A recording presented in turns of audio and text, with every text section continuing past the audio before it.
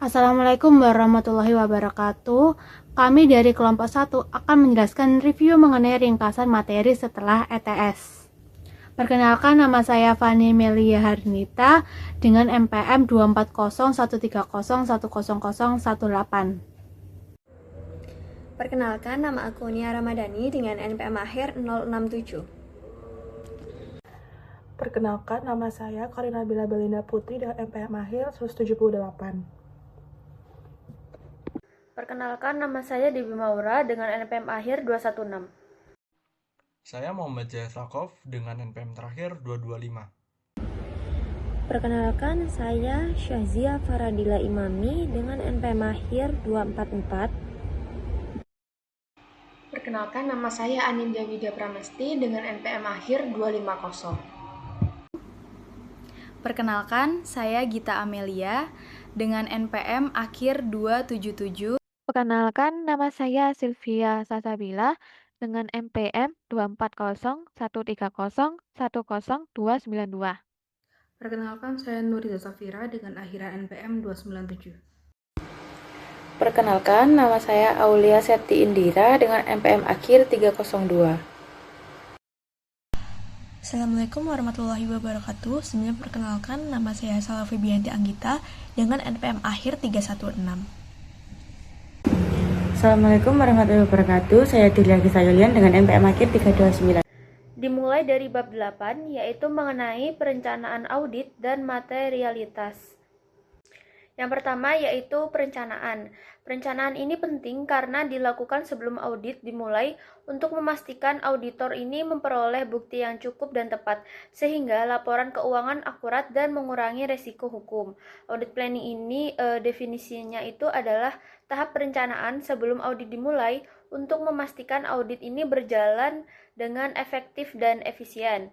Nah, dalam tahap ini itu membantu auditor memperoleh bukti yang memadai, mengurangi resiko, mengendalikan biaya, dan menghindari kesalahpahaman dengan klien. Audit planning ini mencakup pemahaman bisnis klien, penilaian resiko, penentuan materialitas, evaluasi pengendalian internal, serta penyusunan strategi dan program audit. Nah, di sini terdapat 3 resiko utama dalam audit, yaitu yang pertama ada acceptable audit risk. Ini adalah resiko auditor menerima kemungkinan salah dalam laporan. Kemudian yang kedua adalah client business risk. Ini adalah risiko kegagalan bisnis perusahaan. Kemudian yang ketiga ada risk of material misstatement.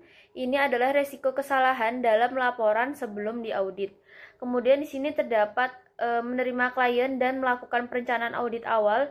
Jadi penerimaan klien dan perencanaan awal ini merupakan tahap pertama dalam proses audit sebelum pekerjaan lapangan dimulai. Pada tahap ini, auditor ini menilai kelayakan klien dengan mempertimbangkan tingkat resiko, integritas, dan kemampuan kantor audit untuk melaksanakan penugasan. Auditor juga memahami alasan klien membutuhkan audit, menyepakati ketentuan audit melalui agreement letter, serta menyusun strategi awal terkait ruang lingkup, waktu, dan kebutuhan sumber daya audit. Tahap ini itu penting untuk memastikan audit dapat dilaksanakan secara efektif dan meminimalkan resiko selama proses audit. Materi terakhir dari bab 8 yaitu mengenai mengestimasi kesalahan dan membandingkannya dengan batas materialitas. Pada tahap ini, auditor ini mengumpulkan dan menghitung seluruh kesalahan atau misstatement yang ditemukan selama audit, lalu membandingkannya dengan preliminary judgment about materiality untuk menilai apakah laporan keuangan ini sudah wajar atau belum. Nah, di sini misstatement dibagi menjadi 2, yaitu yang pertama known misstatement. Ini adalah kesalahan yang jumlahnya sudah pasti diketahui oleh auditor. Kemudian yang kedua adalah likely misstatement. Ini adalah kesalahan yang diperkirakan dari hasil sampling atau perbedaan estimasi. Nah, perbedaan estimasi ini antara auditor dan manajemen. Kemudian setelah pengujian audit, auditor ini mengestimasi total kesalahan dan membandingkannya dengan tingkat materialitas. Jika kesalahan yang diperkirakan melebihi batas materialitas, auditor ini akan meminta koreksi atau melakukan pengujian tambahan untuk memastikan kewajaran laporan keuangan tersebut. Baiklah, di sini saya akan melanjutkan materi Selanjutnya yaitu mengenai understand the client's business and industry atau memahami bisnis dan industri klien. Pada tahap perencanaan audit, auditor harus memahami bisnis dan industri klien secara menyeluruh. Pemahaman ini penting karena menjadi dasar dalam menilai risiko salah saji material pada laporan keuangan, baik yang disebabkan oleh kesalahan maupun kecurangan. Untuk memperoleh pemahaman tersebut, auditor melakukan berbagai prosedur penilaian risiko, seperti wawancara dengan manajemen, observasi aktivitas perusahaan, serta pemeriksaan dokumen dan informasi yang relevan. Pentingnya memahami bisnis klien itu semakin meningkat karena lingkungan bisnis saat ini semakin kompleks.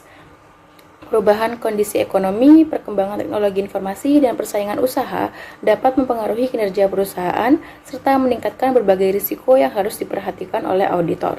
Oleh karena itu, auditor tidak hanya memahami kondisi internal perusahaan, tetapi juga faktor-faktor eksternal yang mempengaruhi kegiatan bisnisnya.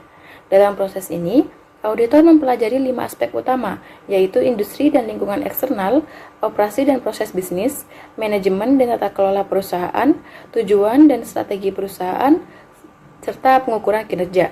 Selain itu, auditor juga perlu memahami transaksi dengan pihak berelasi karena transaksi tersebut memiliki risiko yang lebih tinggi dan berpotensi mempengaruhi kewajaran laporan keuangan.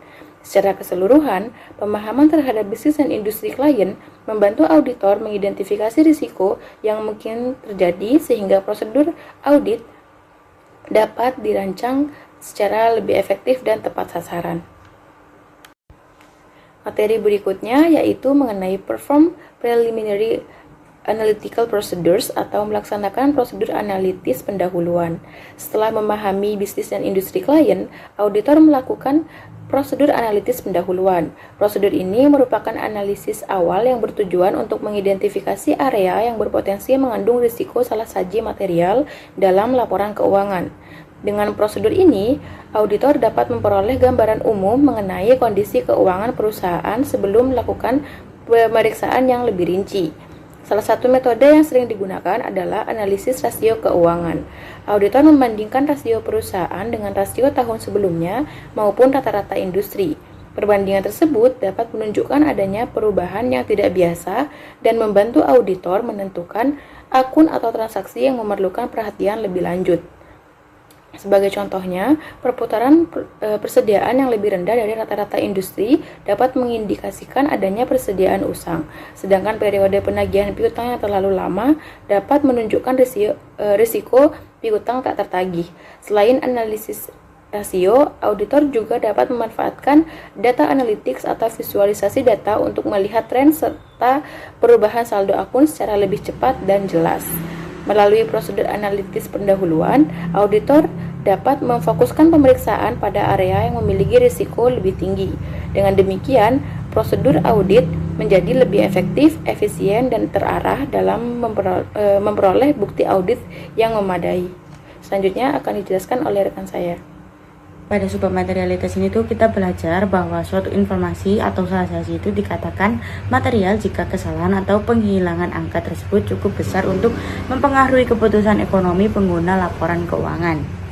Nah, penentuannya mengombinasikan aspek kuantitatif, besaran nilai nominal, dan kualitatif sifat transaksi. Materialitas ini tuh berfungsi sebagai pedoman saat perencanaan untuk merancang luas pengujian sekaligus alat evaluasi di akhir audit untuk menilai tingkat kewajaran laporan keuangan klien. Nah, selanjutnya ada subbab materialitas keseluruhan. Jadi pada subbab ini tuh auditor menetapkan batas atas maksimum total salah saji yang bisa ditoleransi di seluruh laporan keuangan. Nah, angka makro ini dihitung menggunakan persentase tertentu dari benchmark yang relevan seperti laba sebelum pajak, total aset, atau total pendapatan perusahaan. Kita masuk ke tahap menentukan materialitas kinerja. Nah, jadi di sini tuh kita belajar bahwa auditor wajib menurunkan batas keseluruhan tadi ke angka yang lebih rendah. Nah, tujuannya adalah untuk memperkecil kemungkinan agar akumulasi kesalahan-kesalahan kecil di berbagai akun tidak menumpuk dan menjebol batas materialitas keseluruhan di akhir audit. Nah, kita juga memahami hukum dasar audit bahwa nilai materialitas itu kinerja berbanding terbalik dengan jumlah bukti audit. Semakin ketat batas angka yang ditetapkan, maka jumlah bukti yang wajib dikumpulkan di lapangan akan menjadi semakin banyak.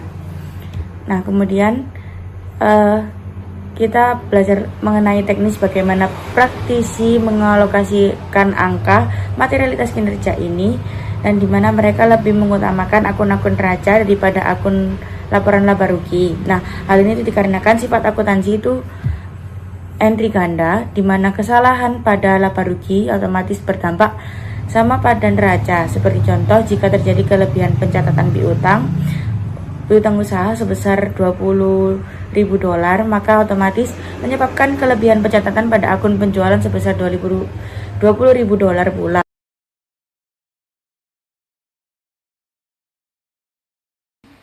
Baik, saya lanjutkan dan saya akan mulai di chapter 11 ini dengan materi internal control objective, di mana pengendalian internal itu merupakan suatu proses yang dirancang dan dijalankan oleh manajemen serta seluruh personel organisasi untuk memberikan keyakinan memadai bahwa tujuan organisasi dapat tercapai.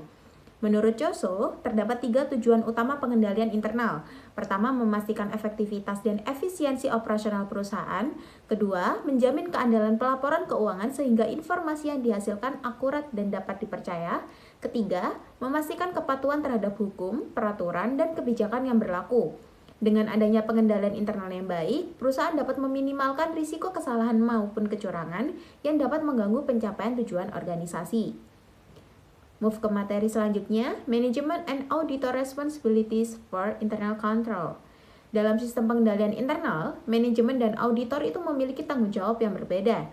Manajemen bertanggung jawab untuk merancang, menerapkan, dan memelihara sistem pengendalian internal.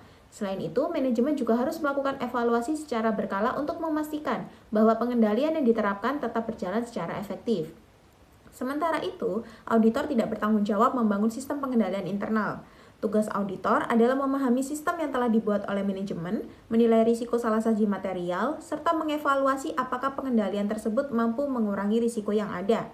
Dengan kata lain, manajemen berperan sebagai pihak yang menciptakan pengendalian, sedangkan auditor berperan sebagai pihak yang menilai efektivitas pengendalian tersebut. Pembahasan selanjutnya mengenai Choso Components of Internal Control.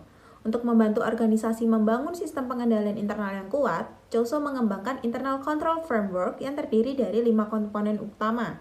Kelima komponen tersebut adalah Control Environment, Risk Assessment, Control Activities, Information and Communication, serta Monitoring Activities.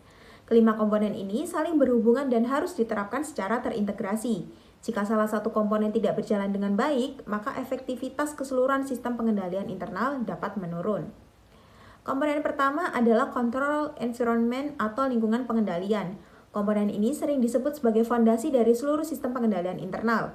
Lingkungan pengendalian mencerminkan sikap, kesadaran, dan tindakan manajemen terhadap pentingnya pengendalian internal dalam organisasi. Beberapa faktor yang membentuk lingkungan pengendalian ini antara lain integritas dan nilai etika, struktur organisasi yang jelas, kompetensi karyawan, serta pembagian wewenang dan tanggung jawab yang tepat.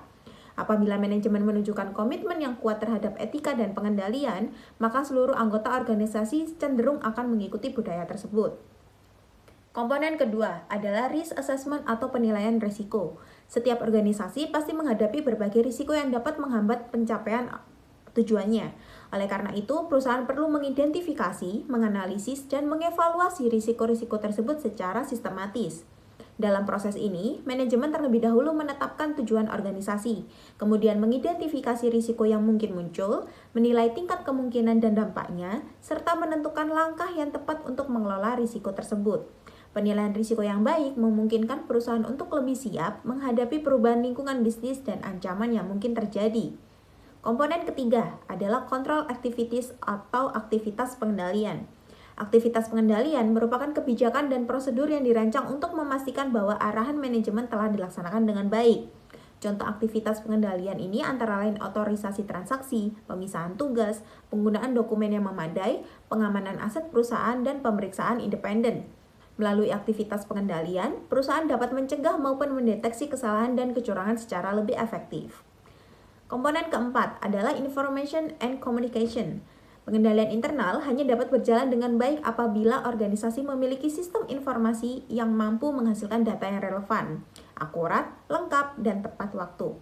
Selain menghasilkan informasi yang berkualitas, organisasi juga harus memastikan bahwa informasi tersebut dapat dikomunikasikan kepada pihak yang membutuhkan, baik secara vertikal maupun horizontal. Dengan komunikasi yang efektif, setiap individu dalam organisasi dapat memahami tanggung jawabnya dan menjalankan pengendalian internal secara konsisten.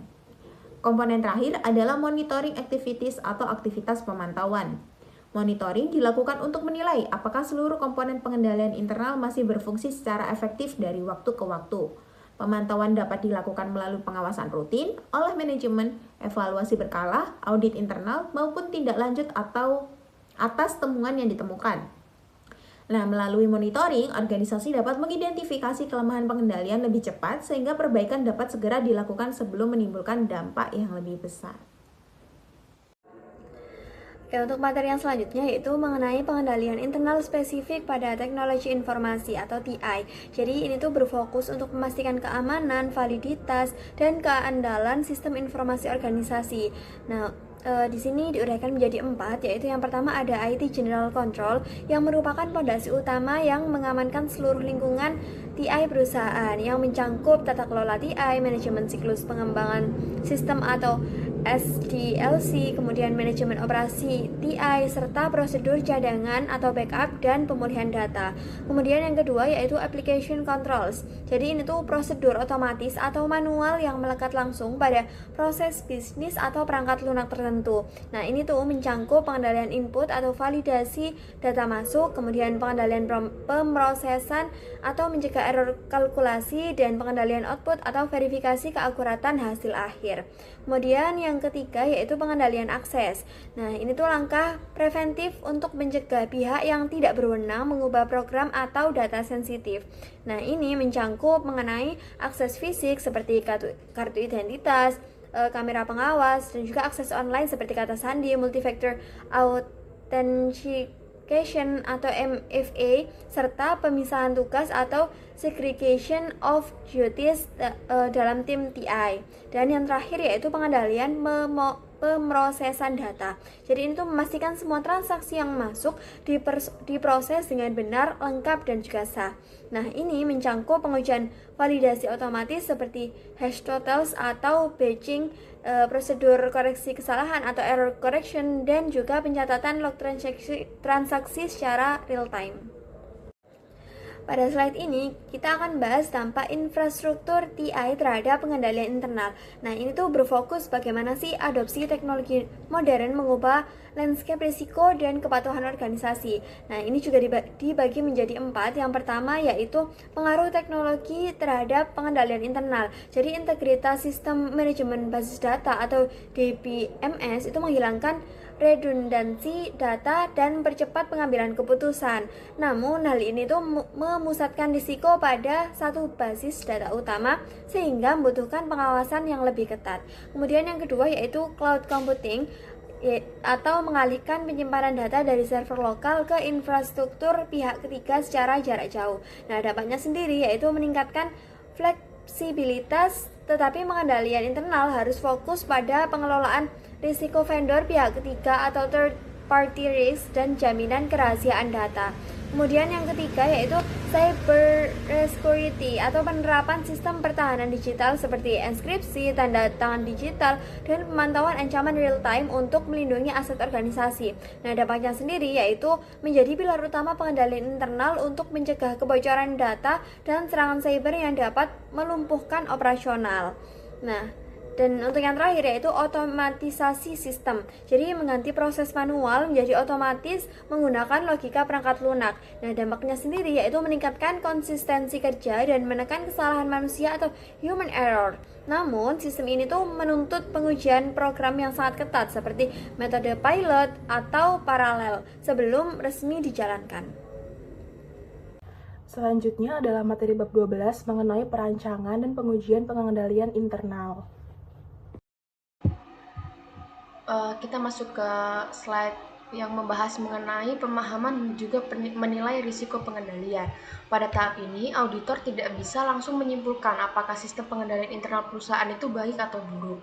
Auditor harus terlebih dahulu memahami bagaimana sistem tersebut dirancang dan diterapkan dalam kegiatan operasional sehari-hari. Tujuannya adalah untuk mengetahui apakah pengendalian yang dimiliki perusahaan mampu mencegah atau mendeteksi kesalahan maupun kecurangan yang dapat menyebabkan salah saji pada laporan keuangan. Untuk memperoleh pemahaman tersebut, auditor biasanya mendokumentasikan informasi menggunakan beberapa cara.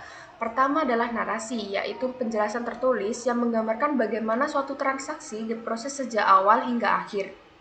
Dalam narasi, auditor menjelaskan asal dokumen, pihak yang terlibat, proses yang dilakukan, serta bagaimana dokumen tersebut disimpan atau diarsipkan.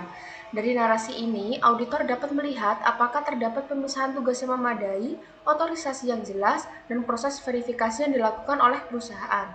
Cara kedua adalah menggunakan flowchart atau diagram alur yang memvisualisasikan alur dokumen dan informasi dalam perusahaan. Flowchart membantu auditor memahami proses yang kompleks dengan lebih cepat karena hubungan antar bagian dan alur dokumen dapat terlihat secara jelas. Selain itu, auditor juga dapat menggunakan kuesioner pengendalian internal yang berisi pertanyaan mengenai keberadaan dan juga pelaksanaan pengendalian tertentu. Jawaban yang menunjukkan tidak adanya pengendalian biasanya menjadi indikasi adanya kelemahan yang perlu diperhatikan lebih lanjut.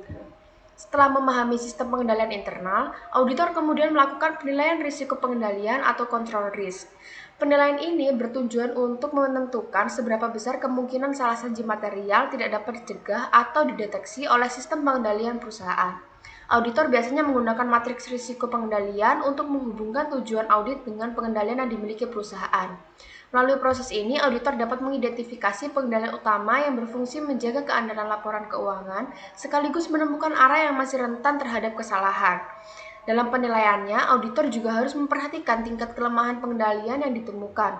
Kelemahan tersebut dapat berupa kontrol defisiensi, significant defisiensi, hingga material weakness. Material weakness ini merupakan kondisi yang paling serius karena menunjukkan adanya kemungkinan yang cukup besar bahwa salah saji material itu tidak akan terdeteksi tepat waktu. Hasil penilaian risiko pengendalian ini sangat penting karena akan menentukan strategi audit selanjutnya. Jika risiko pengendalian dinilai tinggi, auditor harus melakukan lebih banyak pengujian substantif. Sebaliknya, jika risiko pengendalian rendah dan pengendalian dianggap efektif, auditor dapat mengurangi jumlah pengujian substantif yang dilakukan. Setelah auditor melakukan penilaian awal terhadap risiko pengendalian, langkah berikutnya adalah melakukan pengujian pengendalian atau test of controls. Pengujian ini dilakukan untuk memperoleh bukti apakah pengendalian yang dirancang perusahaan itu benar-benar dijalankan secara konsisten selama periode yang diaudit. Dengan kata lain, auditor tidak hanya melihat apakah suatu pengendalian ada, tetapi juga memastikan bahwa pengendalian tersebut berfungsi sebagaimana mestinya dalam praktik. Terdapat 4 prosedur utama yang digunakan auditor dalam pengujian pengendalian. Yang pertama adalah inquiry, yaitu meminta penjelasan kepada karyawan atau pihak yang bertanggung jawab atas suatu proses. Meskipun mudah dilakukan, metode ini tuh menghasilkan bukti yang relatif lemah karena hanya bergantung pada jawaban responden. Oleh karena itu, auditor biasanya mengombinasikannya dengan prosedur lain. Prosedur kedua adalah inspection, yaitu memeriksa dokumen dan catatan perusahaan untuk mencari bukti bahwa pengendalian telah dilaksanakan. Misalnya, auditor itu memeriksa apakah suatu transaksi telah mendapatkan tanda tangan persetujuan dari pejabat yang berwenang. Ketiga adalah observation, yaitu mengamati secara langsung aktivitas yang sedang berlangsung. Contohnya, auditor itu mengamati apakah tugas pencatatan transaksi dan penyimpanan kas memang dilakukan oleh orang yang berbeda sesuai prinsip pemisahan tugas. Prosedur keempat adalah re-performance, yaitu auditor mengulangi sendiri prosedur yang sebelumnya dilakukan oleh perusahaan.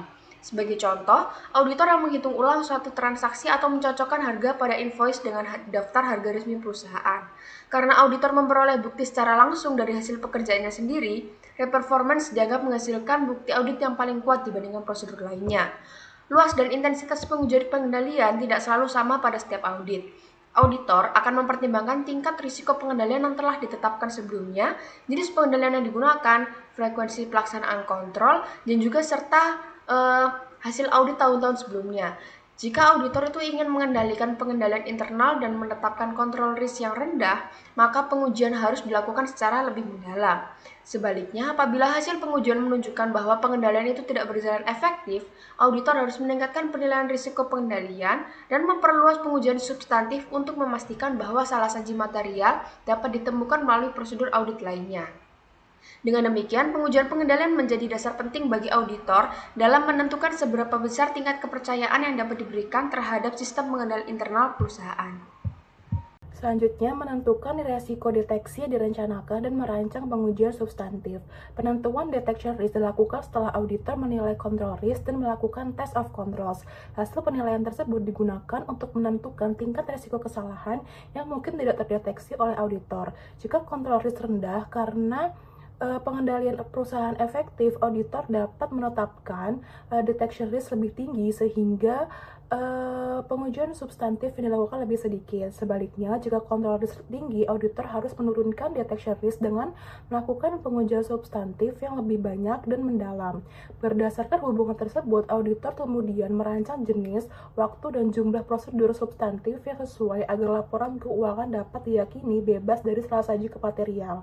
Selanjutnya, pelaporan auditor atas pengendalian internal. Auditor bertanggung jawab mengevaluasi dan melaporkan efektivitas pengendalian internal perusahaan. Defisiensi signifikan dan kelemahan material harus disampaikan kepada manajemen dan komite audit. Opini auditor ditentukan berdasarkan ada tidaknya kelemahan material di mana opini wajar tanpa pengecualian diberikan jika pengendalian internal efektif. Sedangkan adanya kelemahan material menyebabkan auditor memberikan opini tidak wajar. Jika bukti audit tidak memadai karena pembatasan ruang lingkup, auditor dapat memberikan opini wajar dengan pengecualian atau tidak memberikan pendapat. Selanjutnya adalah pengendalian internal perusahaan non-publik dan publik kecil. Pada audit perusahaan non-publik dan perusahaan publik kecil, auditor hanya memahami pengendalian internal untuk menilai resiko salah saji material dan tidak wajib memberikan opini atas pengendalian internal. Jika pengendalian dianggap tidak efektif atau pengujian tidak efisien, auditor dapat menetapkan resiko pengendalian maksimum dan langsung melakukan pengujian substantif yang lebih luas. Berbeda dengan perusahaan publik besar, audit terintegrasi mewajibkan pengujian pengendalian secara menyeluruh untuk mendukung opini atas efektivitas pengendalian internal perusahaan. Lalu ada dampak lingkungan IT terhadap penilaian dan pengujian risiko pengendalian. Dalam lingkungan TI yang kompleks, auditor menggunakan pengujian berbasis sistem untuk menilai efektivitas pengendalian. Metode yang digunakan ada antara lain test data approach dan parallel simulation untuk memastikan sistem memproses data dengan benar. Auditor juga memanfaatkan generalized auditor software agar pengujian data lebih cepat, efisien, dan dapat mencakup seluruh populasi data. Meskipun proses dilakukan dengan bantuan komputer, auditor tetap harus melakukan verifikasi untuk memastikan hasil pengujian akurat dan dapat dipercaya.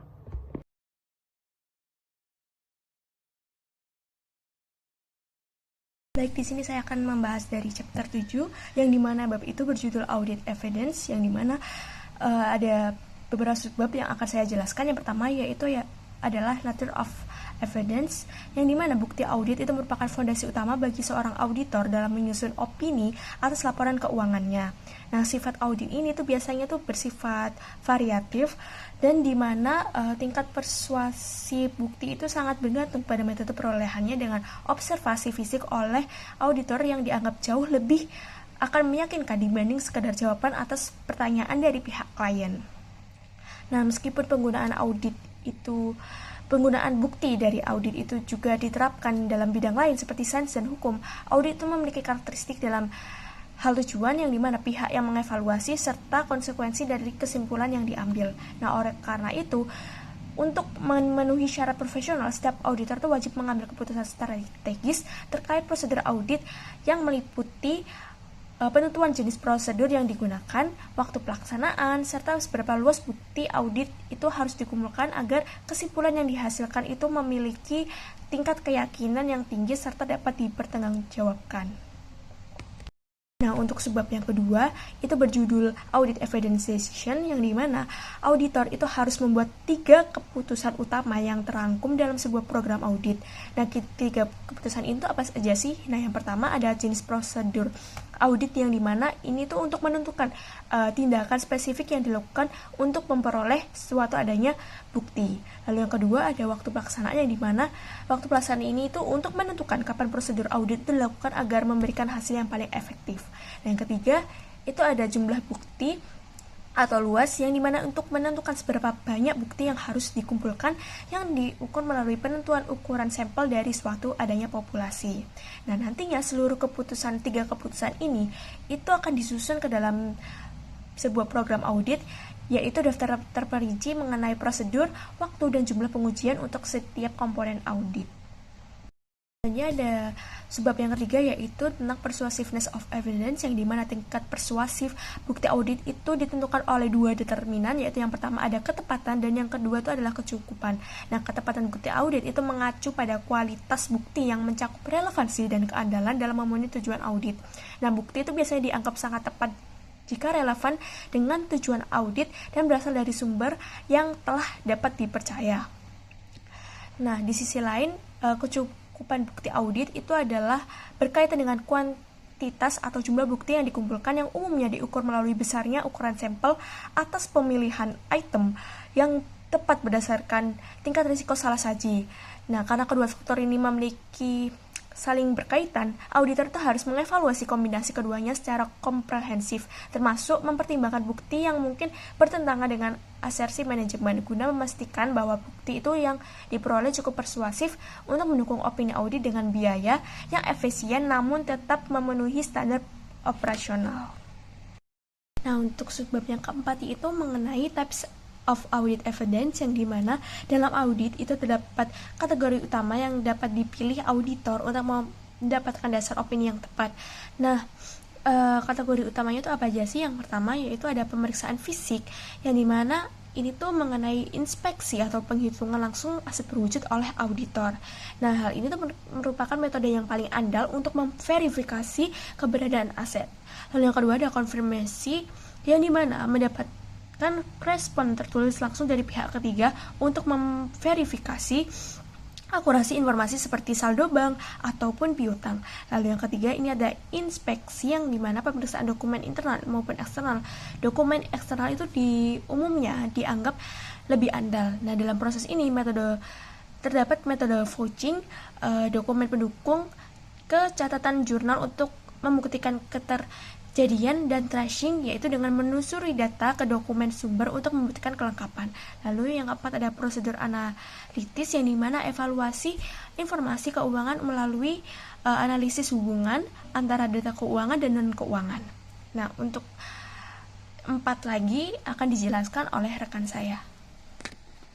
Materi selanjutnya yaitu mengenai type of audit evidence, yang terbagi menjadi dua, yaitu inquiry dan juga observation. Yang pertama di sini ada inquiry. Inquiry ini merupakan proses memperoleh informasi baik secara lisan maupun tertulis dari klien sebagai respon atas pernyataan yang diajukan auditor. Nah, inquiry ini merupakan salah satu jenis bukti audit yang paling sering digunakan dalam proses audit. Karakteristik dari inquiry ini yang pertama yaitu digunakan untuk memperoleh pemahaman mengenai operasi bisnis, sistem akuntansi, dan juga pengendalian internal perusahaan. Yang kedua dapat dilakukan kepada pihak internal maupun pihak eksternal yang memiliki pengetahuan terkait. Yang ketiga ada bukti yang diperoleh tidak dapat dianggap konklusif karena berasal dari pihak yang mungkin memiliki kepentingan tertentu. Kemudian contoh dari inquiry ini yaitu auditor akan menanyakan bagaimana sistem pengendalian internal perusahaan ini berjalan. Kemudian yang kedua yaitu ada observation. Observation ini merupakan proses auditor untuk mengamati secara langsung suatu proses ataupun prosedur yang dilakukan oleh pihak lain. Nah, observasi ini dapat dilakukan secara langsung maupun melalui teknologi seperti video ataupun dengan drone. Nah, karakteristik observasi ini yang pertama yaitu memberikan bukti mengenai pelaksanaan suatu prosedur pada saat observasi dilakukan. Yang kedua, sangat berguna dalam mengevaluasi efektivitas prosedur dan pengendalian internal perusahaan. Yang ketiga, umumnya ini digunakan dalam pengamatan proses stock of name persediaan. Nah, contoh dari observation ini yang pertama yaitu mengamati proses perhitungan persediaan. Yang selanjutnya di sini yaitu ada analytical procedure. Analytical procedure ini merupakan evaluasi informasi keuangan melalui analisis hubungan yang masuk akal antara data keuangan dan non-keuangan. Nah, prosedur ini digunakan secara luas dalam audit dan wajib dilakukan pada tahap perencanaan serta penyelesaian audit. Tujuan dari analytical procedure yang pertama yaitu memahami industri dan bisnis klien. Yang kedua, menilai kemampuan going concern. Yang ketiga, mengidentifikasi kemungkinan salah saji. Yang keempat, memberikan bukti audit. Nah, untuk waktu pelaksanaannya yang pertama yaitu ada tahap perencanaan yang digunakan untuk memahami bisnis klien dan menentukan sifat, waktu, serta luas prosedur audit yang diperlukan. Yang kedua ada tahap pengujian yang digunakan sebagai substantive analytical procedure untuk mendukung saldo akun tertentu. Yang ketiga ada tahap penyelesaian audit yang digunakan sebagai peninjauan akhir terhadap laporan keuangan yang telah diaudit. Kemudian ada jenis-jenis analytical procedure. Yang pertama yaitu membandingkan data klien dengan data industri. Yang kedua membandingkan data klien dengan data periode yang sebelumnya. Yang ketiga membandingkan data aktual dengan anggaran perusahaan. Yang keempat yaitu membandingkan data aktual dengan estimasi yang dibuat oleh auditor. Kemudian di sini ada contohnya, yaitu yang pertama ada membandingkan gross margin tahun ini dengan gross margin tahun kemarin. Kemudian yang kedua yaitu ada membandingkan inventory turnover dengan rata-rata industri. Yang ketiga ada membandingkan realisasi penjualan dengan anggaran penjualan. Dan yang terakhir yaitu mengestimasi pendapatan hotel berdasarkan jumlah kamar, tarif rata-rata, dan juga tingkat okupasi. Untuk selanjutnya yaitu ada use of data analytic and over advanced technologies. Yang pertama yaitu kita bahas terlebih dahulu mengenai audit data analitik atau ADA. Nah, menurut AIXPA, audit data analitik ini merupakan proses untuk menemukan pola, mengidentifikasi anomali, dan memperoleh informasi yang berguna dari data melalui analisis, permodelan, dan visualisasi untuk mendukung perencanaan maupun pelaksanaan audit. Nah, manfaat dari ADA ini yang pertama yaitu menganalisis data dalam jumlah besar. Yang kedua memeriksa hingga 100% populasi transaksi. Yang ketiga mengidentifikasi tren dan transaksi yang tidak biasa. Dan yang keempat yaitu ada menyajikan hasil dalam bentuk grafik, diagram, dan visualisasi yang lain. Nah, pertimbangan penggunaan ADA ini yang pertama yaitu untuk mengakses data yang diperlukan. Yang kedua, mempersiapkan dan membersihkan data. Yang ketiga, menilai relevansi dan reliabilitas data. Untuk selanjutnya yaitu ada advanced technologies dalam audit. Yang pertama di sini tuh dapat berupa robot atau bots yang mengotomatisasi tugas audit yang berulang seperti pengelolaan data, rekonsiliasi, dan konfirmasi audit sehingga meningkatkan efisiensi kerja. Yang kedua ada machine learning yang memungkinkan sistem untuk mempelajari pola data dan mendeteksi transaksi yang tidak normal ataupun beresiko tinggi. Yang ketiga ada deep learning, yaitu berupa teknologi AI yang membantu menganalisis data dalam jumlah besar dan mendukung pengambilan keputusan audit yang kompleks. Kemudian yang keempat yaitu ada textual analysis yang menganalisis dokumen dan teks untuk menemukan pola, hubungan, makna, ataupun indikasi tertentu menggunakan AI dan pemrosesan bahasa alami. Baik, yang selanjutnya ada analisis rasio keuangan umum. Sebagai auditor, kenapa sih kita perlu menganalisis rasio? Jawabannya adalah karena rasio keuangan berfungsi sebagai substantif analytical procedures yang sangat efektif untuk memetakan area mana aja sih di dalam laporan keuangan yang memiliki rasio salah saji material yang tinggi. Di dalam buku AREN ada 4 kategori rasio utama yang biasa kita gunakan. Yang pertama ada likuiditas jangka pendek. Kita menggunakan current ratio untuk mengukur seberapa mampu perusahaan melunasi kewajiban jangka pendeknya. Yang kedua aktivitas likuiditas. Rasio perputaran piutang sangat penting bagi kita untuk mendeteksi apakah ada piutang yang macet atau persediaan yang sudah usang dan lain sebagainya. Terus ada yang ketiga, solvabilitas jangka panjang. Melalui rasio debt to equity, kita bisa mengukur tingkat leverage perusahaan. Ini krusial untuk menganalisis risiko, kelangsungan usaha, atau going concern client. Terus yang keempat itu ada profitabilitas. Nah, rasio margin laba kotor membantu kita mendeteksi jika ada anomali atau salah saji pada pos penjualan serta harga pokok penjualan atau HPP. Jika rasio-rasio tersebut menunjukkan fluktuasi yang tidak lazim dibanding tahun lalu atau rata-rata industri, di sanalah kita harus melakukan pemeriksaan lebih mendalam. Selanjutnya ada dokumentasi audit yang bisa kita kenal sebagai kertas kerja pemeriksaan. Sederhananya, dokumentasi audit adalah catatan dari seluruh prosedur yang kita lakukan, bukti yang kita kumpulkan, dan kesimpulan yang kita ambil. Terus ada 4 fungsi utama. Kenapa sih kertas kerja itu wajib dibuat dengan sangat hati-hati? Yang pertama, sebagai dasar perencanaan itu sudah pasti, di mana kertas kerja tahun lalu menjadi kompas bagi kita untuk merancang taktik audit tahun ini. Terus yang kedua ada catatan bukti dan hukum yang merupakan perisai hukum kita untuk membuktikan bahwa kita tuh telah bekerja sesuai standar profesional gitu. Terus ada yang ketiga yaitu dasar opini, bahan utama bagi partner untuk mengevaluasi dan memutuskan opini apa yang paling tepat. Terus yang keempat ada sarana review agar pekerjaan asisten dapat diperiksa secara berjenjang oleh senior, manajer, hingga partner. Pada slide ini, kita akan melihat bagaimana sih kertas kerja itu bisa diorganisasi. Dalam praktik lapangan, dokumentasi audit dibagi menjadi 2 kategori besar berdasarkan masa manfaatnya. Yang pertama ada berkas permanen. Berkas tersebut berisi data historis dan data berkelanjutan yang tetap relevan untuk proses audit dari tahun ke tahun. Contohnya adalah akte pendirian perusahaan, dokumen kontrak jangka panjang seperti obligasi, analisis akun jangka panjang seperti tanah atau ekuitas. Terus yang kedua ada berkas tahun yang berjalan atau current files. Berkas ini menghimpun seluruh dokumen bukti yang hanya berlaku untuk periode tahun yang kita audit saat ini. Contohnya program audit tahun berjalan, working trial balance, dan lain-lain. Dengan memisahkan kedua berkas tersebut, tim audit dapat bekerja secara lebih terstruktur, rapi, dan efisien.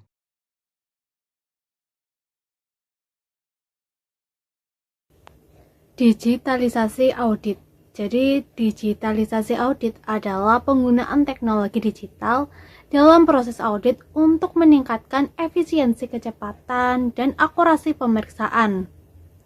Perkembangan teknologi seperti AI, Big Data, dan Cloud Computing itu mendorong auditor untuk beradaptasi dengan metode audit yang lebih modern dan berbasis data. Peran digitalisasi dalam proses audit. Saat ini, digitalisasi itu memiliki peran penting dalam proses audit. Pertama, digitalisasi mengubah proses audit dari yang sebelumnya dilakukan secara manual menjadi berbasis teknologi. Kedua, teknologi ini tuh membantu auditor menganalisis data dalam jumlah besar dengan lebih cepat dan efisien. Selain itu, digitalisasi juga memudahkan auditor dalam mengidentifikasi resiko serta melakukan pemantauan secara berkelanjutan. Dengan berbagai kemudahan tersebut, kualitas dan keandalan hasil audit itu dapat meningkat sehingga memberikan informasi yang lebih akurat untuk pengambilan keputusan. Di bagian ini terdapat kolom computing dalam audit. Nah, cloud computing sendiri merupakan model teknologi yang memungkinkan akses jaringan secara fleksibel dan on-demand dan sumber daya komputasi seperti server, jaringan, dan aplikasi dengan interaksi atau manajemen minimal dari penyedia layanan. Dalam konteks audit, pada penggunaan cloud computing ini mengubah secara fundamental tentang bagaimana sebuah organisasi menyimpan data dan bagaimana auditor mengevaluasi kendali internal di sistem tersebut. Selanjutnya terdapat jenis-jenis model layanan cloud computing pada audit, yaitu yang pertama ada infrastruktur as a service atau IaaS, merupakan penyedia menyediakan infrastruktur secara dasar seperti server fisik atau server virtual, penyimpanan, dan jaringan. Kemudian yang kedua ada platform as a service atau PaaS, merupakan penyedia menyediakan platform seperti sistem operasi dan database. Kemudian yang ketiga ada software as a service atau SaaS, merupakan penyedia menyediakan software aplikasi secara utuh yang siap pakai langsung oleh pengguna, seperti email berbasis cloud atau aplikasi HR. Kemudian selanjutnya ada manfaat cloud computing bagi organisasi dalam audit, yaitu yang pertama ada peningkatkan efisiensi dan kemudahan, kemudian yang kedua ada agilitas dan inovasi, kemudian yang ketiga ada ketahanan dan keberlangsungan bisnis, kemudian yang keempat ada standarisasi, kemudian yang kelima ada skalabilitas biaya. Kemudian selanjutnya ada resiko penggunaan cloud computing pada audit, yaitu yang pertama ada kehilangan kendali fisik dan otonomi, kemudian yang kedua ada kompromi data dan masalah keamanan, kemudian yang ketiga ada ketergantungan pada vendor, yang keempat ada ketidakpatuhan regulasi, kemudian yang kelima ada risiko kompetensi tim DevOps. Di bagian ini terdapat Artificial Intelligence atau AI atau kecerdasan buatan dalam proses audit, berfungsi sebagai asisten cerdas yang mampu mengotomatisasi pemeriksaan seluruh populasi data transaksi, mendeteksi potensi kecurangan atau fraud dengan akurasi tinggi, serta memberikan analisis risiko yang jauh lebih tajam. Kemudian selanjutnya ada peran auditor dalam memitigasi risiko AI. Untuk menghadapi tantangan black box dan bias tersebut, auditor disarankan untuk tidak hanya bekerja sendiri, melainkan menggunakan pendekatan multidisiplin yang melibatkan pakar teknis, hukum, kebijakan, dan etika. Sehingga strategi audit harus difokuskan pada pengujian sejak tahap awal pengembangan, memastikan tata kelola yang kuat, pelindungan privasi, serta memastikan asal-usul data dapat dilacak agar sistem AI dapat dipertanggungjawabkan. Kemudian selanjutnya, ada penerapan AI dalam audit ditopang oleh beberapa teknologi utama, yaitu yang pertama ada pembelajaran mesin untuk meningkatkan kinerjanya seiring waktu dengan belajar dari data. Kemudian yang kedua ada pemrosesan bahasa alami, yang dimana mesin dapat menafsirkan bahasa manusia yang dalam audit digunakan untuk mengaudit kontrak secara otomatis dan mengidentifikasi klausul-klausul berisiko. Kemudian yang ketiga ada pengenalan pola dan analisis, yang dimana AI sangat efektif dalam memprosesan big data untuk mendeteksi potensi kecurangan atau fraud secara real time melalui pola transaksi atau anomali yang sulit dilihat oleh mata manusia. Kemudian selanjutnya ada resiko dan tantangan atau resiko bias dan transparansi algoritma. Meskipun sangat membantu, maka penggunaan algoritma dan kecerdasan buatan memunculkan resiko baru yang harus diwaspadai oleh auditor, yaitu yang pertama ada resiko bias, yang dimana AI bergantung pada data historis. Jika data masa lalu mengandung bias, maka algoritma dapat menyerap dan melanggengkan bias tersebut, sehingga menghasilkan output yang tidak adil atau diskriminatif. Hal ini juga dapat terjadi jika pengembang kurang memahami konteks aplikasi tersebut. Kemudian yang kedua ada sifat kotak hitam atau black box, yang dimana mekanisme di balik keputusan teknologi AI yang kompleks seperti jaringan saraf tiruan sangat sulit dipahami, bahkan oleh ahli sekalipun. Maka ketidakjelasan ini semakin parah jika vendor pemasok perangkat lunak merahasiakan logika algoritmanya sebagai rahasia gagang, maka membatasi pengawasan mandiri oleh organisasi. Kemudian selanjutnya ada manfaat AI dalam audit, yaitu yang pertama ada meningkatkan efisiensi, kemudian yang kedua ada analisis data yang lebih dalam, kemudian yang ketiga ada fokus pada area berisiko tinggi, kemudian yang keempat ada audit berkelanjutan. Selanjutnya akan dijelaskan oleh rekan saya di materi berikutnya. Baik, jadi di slide ini saya akan menjelaskan mengenai 3 judul, 3 topik. Yang pertama itu ada blockchain dan big data. Lalu yang kedua, ke yang hitam dulu ini, audit teknologi informasi atau IT audit. Lalu yang ketiga yaitu continuous auditing.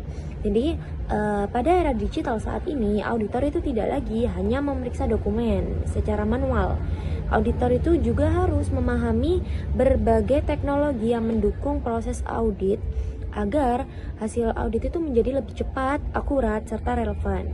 Nah, tiga teknologi tadi yang sudah saya sebut itu saling berkaitan dalam audit digital, adalah blockchain dan big data, audit teknologi informasi atau IT audit, serta continuous audit. Nah, kita akan membahas yang pertama dulu, yaitu blockchain dan big data, yang mana blockchain ini sendiri merupakan teknologi pencatatan digital yang terdistribusi di banyak komputer sehingga tidak bergantung pada satu pusat data. Salah satu keunggulan utamanya adalah sifatnya yang immutable, yaitu data yang sudah tercatat sangat sulit untuk diubah atau dimanipulasi. Selain itu, blockchain ini juga memiliki traceability atau kemampuan pelacakan yang baik karena setiap transaksi meninggalkan jejak audit yang jelas. Hal ini sangat membantu auditor dalam menelusuri asal-usul suatu transaksi dengan lebih akurat. Sementara itu, big data sendiri adalah kumpulan data dalam jumlah yang sangat besar, beragam, dan terus bertambah dengan cepat.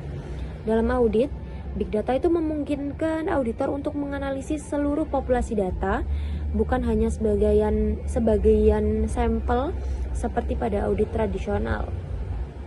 Nah, dengan memanfaatkan analitik data, auditor dapat mendeteksi pola yang tidak biasa, mengidentifikasi potensi fraud, serta menilai risiko dengan lebih cepat. Jadi, blockchain berperan sebagai integritas dan keterlacakan data, sedangkan big data itu menyediakan informasi dalam jumlah besar yang dapat dianalisis untuk mendukung pengambilan keputusan auditor. Lalu kedua, kita akan masuk ke audit teknologi informasi.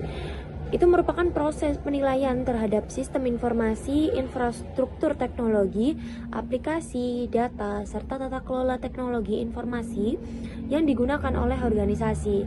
Nah, tujuan IT audit sendiri ini adalah memastikan bahwa sistem tersebut berjalan secara efektif, aman, dan andal. Auditor itu juga bertugas mengidentifikasi risiko yang berkaitan dengan teknologi informasi, memastikan kepatuhan terhadap kebijakan maupun regulasi, serta mendukung tercapainya tujuan organisasi melalui penggunaan teknologi yang efisien. Jadi, ketika blockchain dan big data itu berfokus pada data yang digunakan dalam audit, maka IT audit ini berfokus pada sistem yang menghasilkan, menyimpan, dan mengolah data tersebut. Auditor perlu memastikan apakah hak akses pengguna sudah sesuai, apakah sistem memiliki perlindungan terhadap serangan cyber, serta apakah proses pengolahan data dilakukan secara benar tanpa menimbulkan kesalahan yang dapat memengaruhi hasil audit.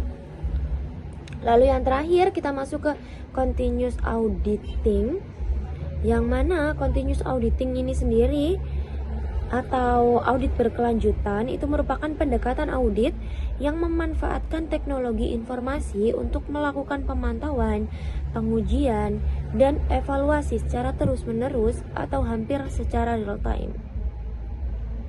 Nah, pada audit tradisional, auditor itu biasanya melakukan pemeriksaan secara berkala, misalnya setiap akhir tahun atau pada periode tertentu. Namun, melalui continuous auditing ini, auditor dapat memantau transaksi setiap saat, sehingga penyimpangan dapat segera terdeteksi. Jadi, fraud itu gampang terdeteksi. Pendekatan ini memberikan berbagai manfaat seperti meningkatkan efektivitas pengendalian internal, mempercepat identifikasi kesalahan maupun fraud, mengurangi ketergantungan pada metode sampling, serta menyediakan informasi yang lebih cepat dalam waktu kepada manajemen. Nah, dengan adanya continuous auditing ini, auditor tidak hanya berperan sebagai pihak yang menemukan masalah serta setelah masalah terjadi, tetapi juga dapat membantu organisasi mencegah risiko sejak dini. Nah, jadi dari Berdasarkan penjelasan tadi, dapat disimpulkan bahwa ketiga konsep ini saling berkaitan dalam mendukung audit digital modern. Blockchain membantu menjaga keamanan dan keterlacakan data. Big data menyediakan informasi dalam jumlah besar dan untuk analisis. IT audit memastikan sistem teknologi yang mengelola data tersebut berjalan secara efektif dan aman, sedangkan continuous auditing memanfaatkan seluruh teknologi tersebut untuk melakukan pengawasan secara berkelanjutan dan real time. Dengan kata lain, data yang andal, sistem yang aman, dan pemantauan yang berkesinambungan menjadi kombinasi penting agar proses audit di era digital dapat berjalan lebih efektif, efisien, mampu merespons risiko dengan lebih cepat.